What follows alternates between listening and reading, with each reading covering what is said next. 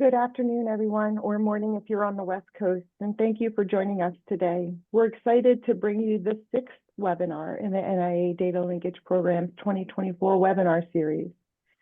Today, we are featuring the Long-Term Care Data Cooperative. Next slide. The agenda for today's call will start with a few brief introductions and webinar logistics, followed by a brief overview of the NIA Data Linkage Program, which then leads into our featured topic, the Long-Term Care Data Cooperative offerings. At the conclusion of the presentation, the panel will hold a Q&A session. Next slide. By way of introduction, I am Susan Seifert, the Program Director of the NIA Data Linkage Program. I am joined today by Stephanie Kassam, Amy Recker, and Vince Moore from the Long-Term Care Data Cooperative. Next slide. Given the webinar format of today's session, our team is requesting that questions be submitted via the Q&A chat box, which can be found in the lower navigation pane. The panel will do their best to answer all submitted questions, time permitting. Should there be any remaining questions at the conclusion of our hour with you, our team would be happy to follow up with you via email following today's session. Next slide. Now, for a brief overview of the NIA Data Linkage Program.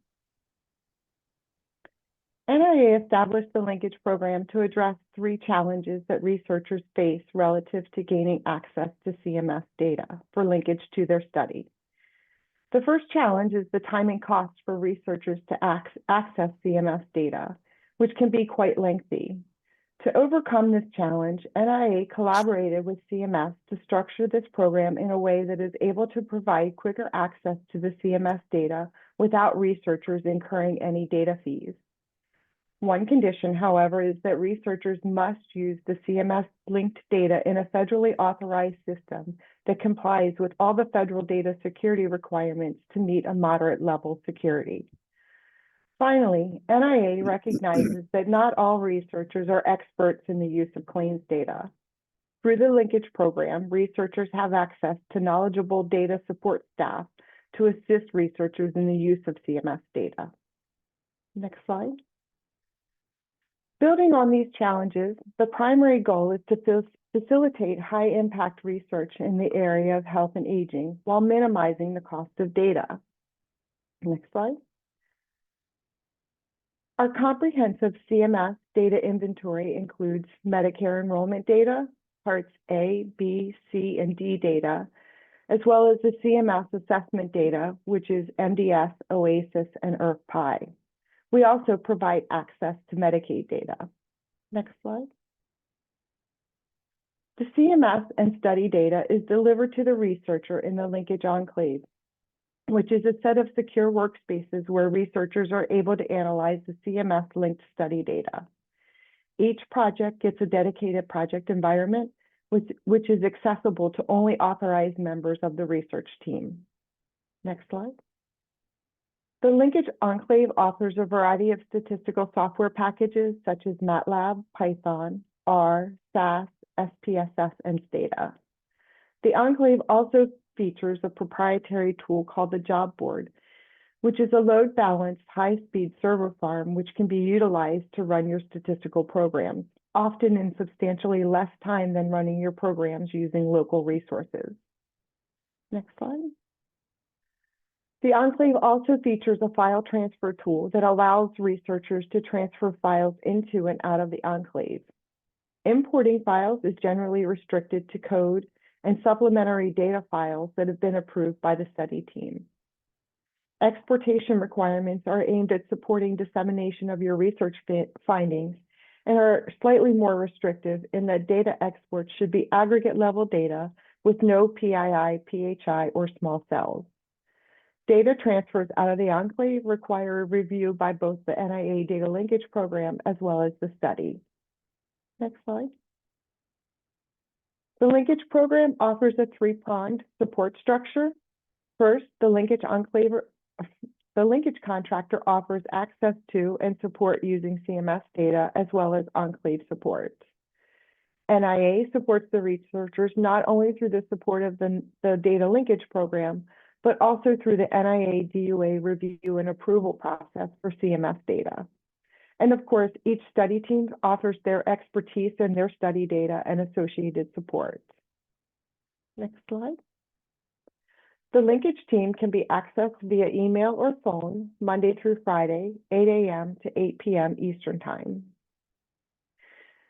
I know this is a very quick overview of the NIA Data Linkage Program, and my team is more than happy to take any questions following today's presentation or via email if time doesn't permit to get to all the questions.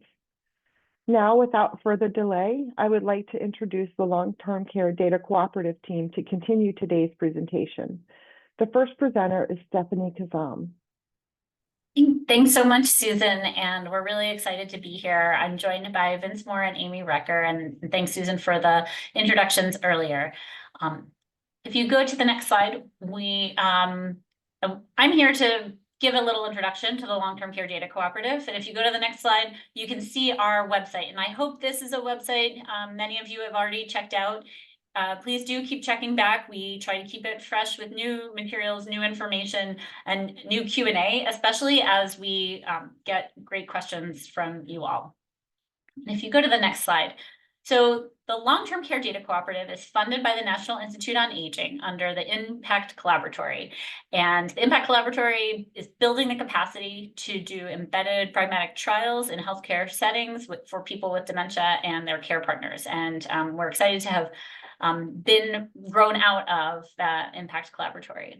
Our mission specifically for the Data Cooperative is to improve the quality of care within post-acute and long-term care facilities by compiling the most comprehensive data nationwide and to translate these data into accessible and actionable information designed to help clinicians, managers, and policymakers improve care.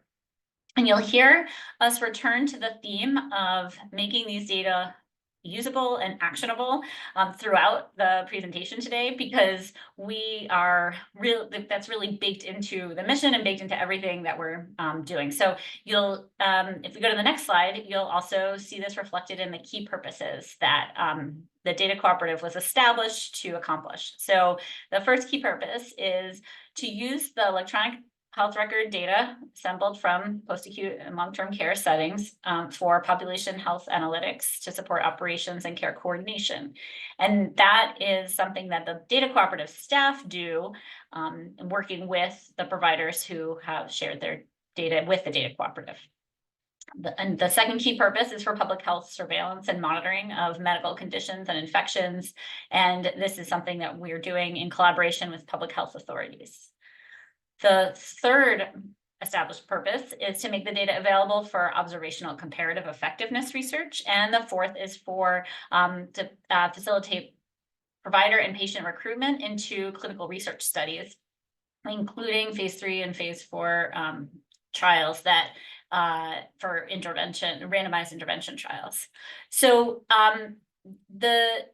as you'll hear later on, the types of research proposals that are eligible to use the Long-Term Care Data Cooperative are focused on bringing value back to the provider community by studying what treatments, therapies, care practices, preventive activities, policies work or don't work for individuals overall, or with certain characteristics. So and Amy will talk more about the research application process. So if you go to the next slide, I'll talk a little bit about how does the Data Cooperative work? Well, we have partnered with 2 electronic health record vendors that are dominant in the skilled nursing facility space. Those are Point Click Care and Matrix Care. And providers voluntarily enroll to share EHR data for the purposes I just reviewed. And if they use one of those 2 vendors, a data engineering firm, in this case, Acumen, securely ingests data and makes it available for the key purposes I just reviewed, including to research teams that have gone through the application process successfully. If we go to the next slide, I'll tell you a little bit more about the Long-Term Care Data Cooperative as a provider-led initiative. So participation is open to any long-term care providers who operate skilled nursing facilities and or assisted living communities. When long-term care organizations decide to participate, they can also participate in governance activities like the Provider-Led Advisory Committee and Research Review Committee. Those committees are governed by the American Healthcare Association, which is where I sit, and we're a sub-awardee on the Impact Collaboratory. This initiative evolved out of prior data sharing collaborations between providers and Brown University during the pandemic. And now that we've got an established infrastructure, we hold quarterly town halls, which are intended to foster community and information sharing between researchers and participating provider organization representatives. So we are really excited to be building a community of providers and researchers.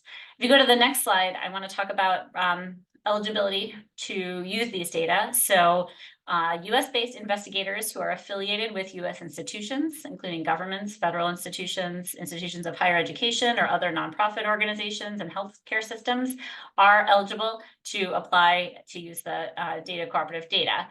You do not have to have funding to access the data. We do ask if you're funded by sources other than federally funded awards or internal institutional funding to please contact us ahead of time. If you go to the next slide, we will just wanted to give you a visual of all the partners involved here. So NIH and NIA, the funder, HCA, the governance structure, Brown provides a lot of institutional support, and Acumen is our data engineering contractor. And NIA Data Linkage is a key partner because we really feel like the value of these data is enhanced by our ability to link with CMS data as well. So I think my final slide, if we go to the next one, is a bit outdated. Actually, we're going to have a new map on our website, hopefully by next week, but you can see the skilled nursing facilities with data available in the data set right now is growing every month and is spread out across the country right now. And I would say, I think the updated numbers are over 2,100 facilities now and even more unique residents. At that, I will turn it over to Vince to tell you more about what the data look like. So thank you, Vince. Thank you very much, Stephanie. So I'm just delighted to be here and have such a large audience to talk to you about the Long-Term Care Data Co-op. This was sort of one of my crazy ideas that emerged from the work that we did with long-term care providers during COVID, where we were basically initially getting dumps every night of clinical data from the electronic medical record of providers, which we were using to actually help solve daily problems being encountered by medical staff and operations staff within facilities trying to respond to the crisis of COVID.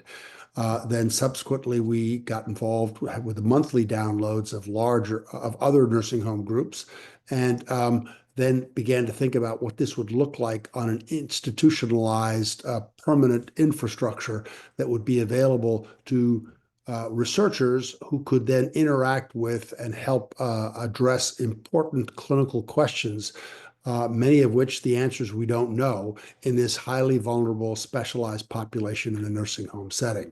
So I'm about to tell you about what data we are now ingesting and making available for researchers to use.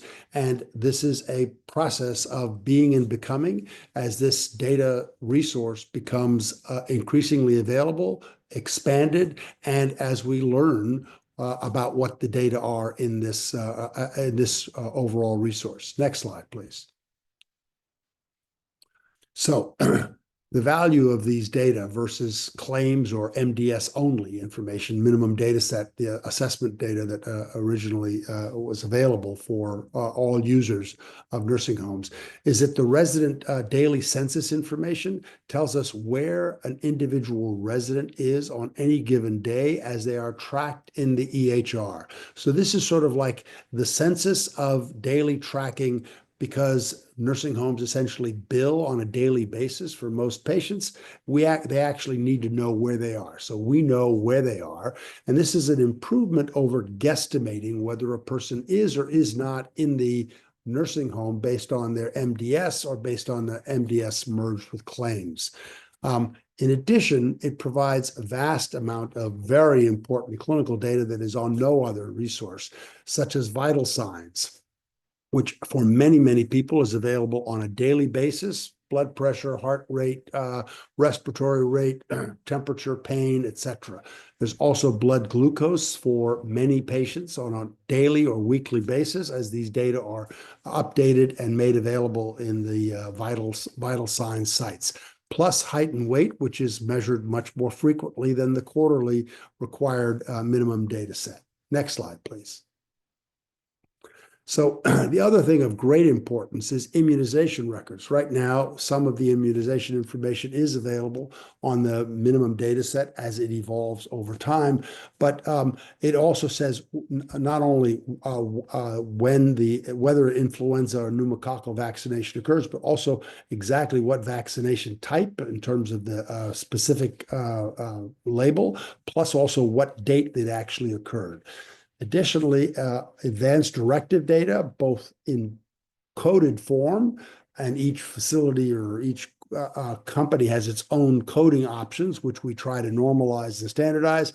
But there's also information on text information that might be there to further specify what these orders are, because advanced directives are part of the larger order set, which is available for the EMR. And then, of course, there's allergy information, not available for all people, but it's available as a subset within the EHR for both of the vendors. And some people use it and some facilities don't necessarily use it. Next slide, please. And there's lab data available for a smaller number of facilities. It's both the point of care testing, for instance, a rapid COVID or a flu test, but also results from externally contracted labs. We're able to identify which nursing homes use the module within their vendor, EMR vendor, that actually makes it possible for external labs to transmit the data and the results from these labs, such as a CBC, blood, BMP, or INRs, etc., are available when they're ingested through that way from the external laboratories. So it's we're still figuring out exactly how many, which ones, and how much time for which labs, but those data are available, not for obviously all facilities, but a minority of facilities, but it's a really critical access and a viewpoint on these patients. Medications data are there, both in terms of the orders as well as in the medication administration record. It's administered, the record is updated on an ongoing basis by the RNs or med techs who actually distribute and administer medications to facility patients. The order record is why it's there and exactly what the medication was that's being ordered, including obviously non-prescription things like aspirin, but also including prescription and even IV mode of administration. And that order is linked to the actual administration record, so we know whether and how many times per day someone is administered a given order, a medication order. Next slide, please. So on the medication order side, you have the name of the drug, the strength, the form, and it's all embedded for sometimes it's the indication is there on the orders, and you know exactly a from and a to date, and then you those data are then linked to the administration record. Next slide, please. And the medication administration record is essentially like the big old book that used to be there in the old days when nurses would walk through the facility on the carts and actually write in what drug was actually administered to that patient at a particular time. It's now all done electronically. Next slide, please. And so this gives you the framework of exactly what the medication administration record is there. You know exactly what's there. This again is linked to the actual order. And so you can see that the Depakote, for example, 500 milligrams is given, and you know what that scheduled is relative to what was actually done. Sometimes you'll see a change or otherwise, but then when you put together with the order, that order may or may not be actually, all of the orders may not be actually administered because of a change in order that's actually written in on the actual record. The data, we're still exploring exactly how some of those change orders are incorporated into the medication administration record if it's not updated in the actual order set. Next slide, please. So because we're working with two different vendors, and we initially had three, and that the third one was bought by the first one, and so little by little we're going to have an update of those data. But we need a common data model because those two vendors don't have exactly the same structure.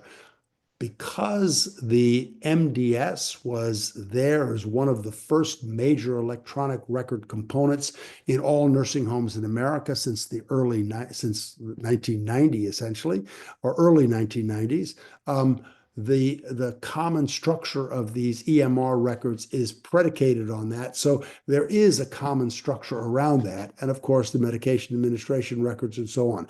But the mechanics of how those data are collected and assembled vary from the two different vendors. So we've created a common data model that is available, and then the output is available for researchers in that common structure.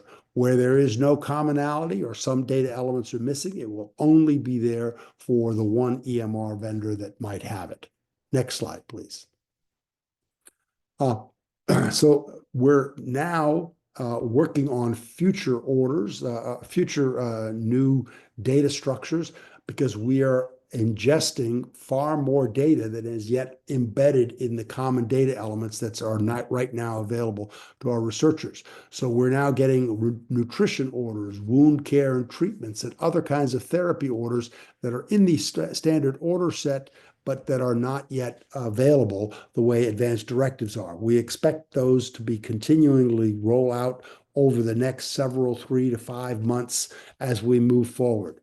Additionally, there are structured nursing assessments like the change in condition records, which are there sometimes under an Interact label with a special record associated with that, and sometimes just as a standard note, which is in a structured form unique to each of the two EMR vendors. The admission and discharge assessments are going to be there, and they're mostly predicated on the structure of the data elements that are in the MDS, although not all of those might necessarily be present, but they're going to be present as the admission and discharge assessments. Next slide, please. We have constructed a technical user guide, and that is available actually on the long-term care data cooperative set, so you can look to that. There's a user guide, and then we're updating that with revised and updated frequency distributions so that you'll know as you look at the technical user guide in the next several months or 3 months or so, we'll actually have frequency distributions for all of the data elements that are in the standard data set that's available. Next slide, please. We're also assembling data on data, which would be how much of the data, for example, of the counts of the nursing home residents or the demographic characteristics grouped by age and sex, how many data elements might be missing from that relative to the overall number. How many would be missing race? What's the ethnicity distribution for Hispanic and otherwise? And since those data elements have evolved over time and they're non-constant, some will be older, some data elements for some patients will be older, and some will be only available in newer iterations of the data. But that's because those data elements have been evolving in the MDS just like as they have with other federal data sources. Resident characteristics like stays and hospital transfers, counts of patients with clinical events, those are all there going to be part of this data on data that we're assembling. And of course, there'll be counts of facilities as well as staff at some point when we have those data available as well. The resident characteristics specifically on diagnoses and treatments are essentially going to be there, and there'll be some standardization as to what treatments will be there in addition to those that are currently specified in the minimum data set. Next slide, please. And I'm going to now turn this over. Please, if you have questions, they should go in the chat. I'm going to turn this over to Amy, who will tell you about how to access the data. Thanks, Vince. This is actually your section as well, but do you want me to take this one? Yes, I'm sorry. I thought it was changed to you. Okay, so Sure. go ahead. Why don't you take it? Okay. Next slide, please. So Stephanie talked earlier about the 4 approved data uses. So when we are looking at research proposals, what we are analyzing them for are, next slide, please. We are accepting proposals for observational comparative effectiveness research as well as clinical research studies. Next slide, please.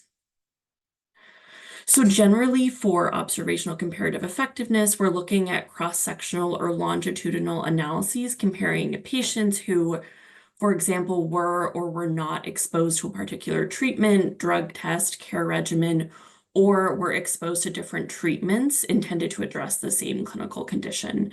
And then for clinical research studies, we're looking at studies that test and evaluate interventions in nursing homes, including pragmatic trials.